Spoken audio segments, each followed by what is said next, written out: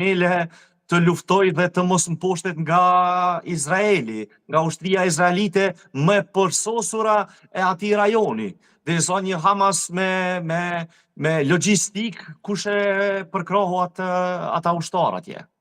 Po.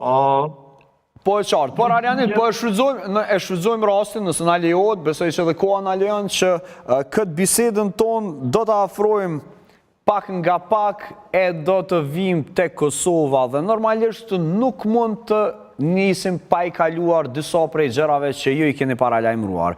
E kishit paralajmëruar një tensionim të brendshëm të Serbisë. Edhe gjithashtu, personazhi për cilin keni folur më së shumti në këtë studio është Milorad Dodik nga Republika Srpska. Sepse juve ju interesojnë këto çështjet e prapaskenave, e neve në studio na intereson të dimë se kush ja e fuqin këtij personi. Mos e harrojmë, ai udhtoi në Moskë dhe në Izrael. Paraprakisht ishte në Izrael dhe pastaj në Moskë. Do të jetë në Moskë me Vučićin me 9 maj, me 9 maj dhe na intereson të dimë se çfarë ndodh në atë vizitë dhe pasoj.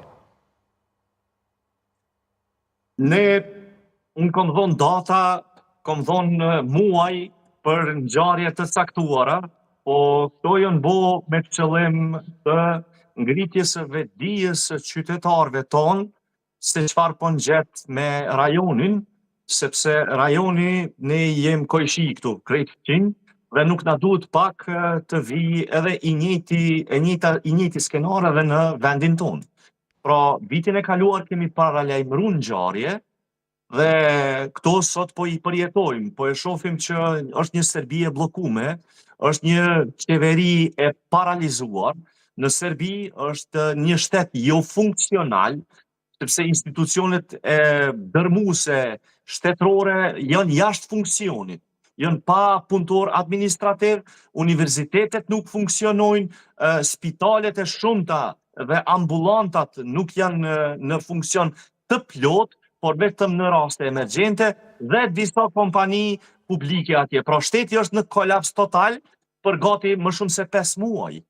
Derisa Në fakt, kjo është një situatë Arjanit që nuk është përmirësuar, pavarësisht që Vučić është munduar të tregohet korrekt në pikpamjet e tij natyrisht dhe i fortë emocionalisht, ai herën e fundit pati një deklarim ku tha se më vjet të çaj.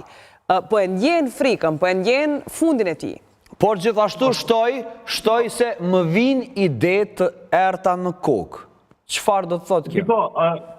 Prej sot, prej orës 1, mu më erdhen materialet, prej orës 1 vetëm ka fillu një protestë e dhunshme në Subotic, ku ka dhe gjakderdhje nga policia speciale drejt protestuesve dhe studentëve. Po pse po mbahet sekret? Kanë raportuar mediat atje të paktën ato që janë më konstruktive, që janë kundër Vučićit?